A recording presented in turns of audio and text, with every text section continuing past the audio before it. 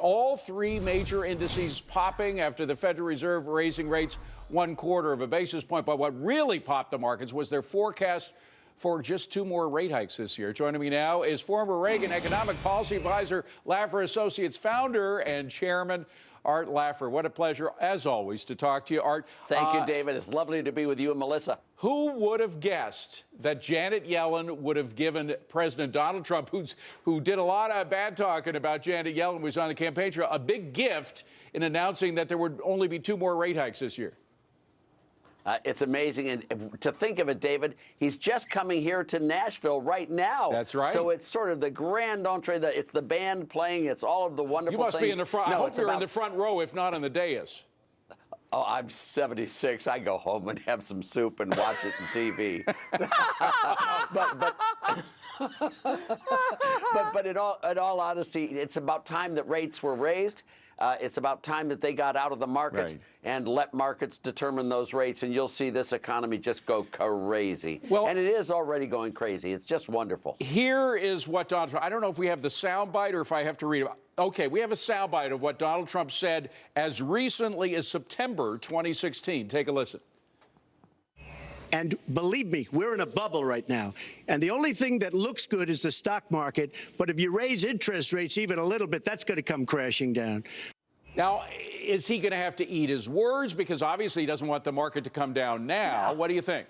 No, there's a fundamental change in what he said and now. He was elected president.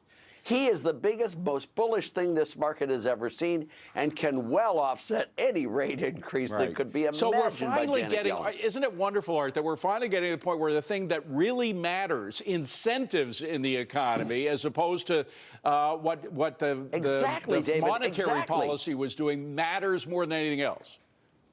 I agree with you totally. I think Janet Yellen and Ben Bernanke before her did an awful job running the Fed. I think the quantitative easing was wrong, but now they're coming back and eliminating all of that process, and I think that's just going to be wonderful. And I think the tax cuts that Trump is proposing, the deregulation, all of that, I think you're in for a very, very large rise in asset values and a huge economy go, too. Speaking of all that, House Speaker Paul Ryan standing firm on the original timeline for tax reform in 2017 and citing Art Laffer as his reason. We all know that we have to get tax reform if we want to get economic growth. If we want to get out of the slug that we're in with the lowest, smallest peacetime expansion since World War II, we must do tax reform. You go back and read the books about Reagan. Art Laffer has told me this story a million times. When you delay tax rate reductions for later, you're actually delaying economic growth. You're delaying decision making. See, everyone knows you're right. Will they be able to do it, do you think? I don't know. They've never have before, but I think there's a really good chance this time they will. They didn't do it with Harding and Coolidge. They didn't do it with Kennedy. They delayed it there. They delayed it with Reagan. But I think this time with Trump and Paul Ryan, they just might do it. If they did it in 2017, can you imagine the Republican landslide in 2018 in the Senate? We'd pick up 10, 12 seats in the Senate. I mean, it's just a huge, huge opportunity going forward. And prosperity is so wonderful. They said that they want to get the health care bill done first. I want to get this right, because it would take away around $1 trillion from the Obamacare tax.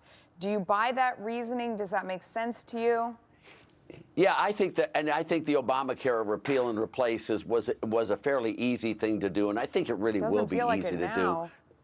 No, it doesn't, because everyone's negotiating for their special little add-on and whatever it is. But once it comes time, I'm very confident that the Republicans will vote to get rid of the bill and pass this bill, Ryan-Trump bill. So you still think that then they'll be able to move on to tax reform? Do you think that will be less of a fight, or will it look like this? I think it'll be less of a fight. I mean, you know, the Obamacare stuff has been going on for so long and so contentious, and everyone having all sorts of policies, et cetera. But I don't know of one congressman or senator who is against cutting the corporate tax from 35% to 15% or maybe 20%. Democrats. I don't know of one congressman who doesn't want to cut the personal income tax rates either. So I think they've got a wide open path here to get quite a bit of conformity and uniformity in the vote. Yeah. All right. Art Laffer, thank you. And I hope that if they do it in 2017, Melissa, that will really accelerate the boom. I mean, it really will do a great job. Hey, man, you're preaching to the choir. I'm right there. I got you. Melissa. Thanks, I got David. you. I'm right there. Art, thank you. By the way, I got to Yeah. say, if Art Laffer stays home tonight when the president is speaking, they should change the venue to Art Laffer's front yard. Yes. I mean, nobody owns the issue of tax reduction like Art Laffer does, the Yeah. guy who invented the Laffer curve.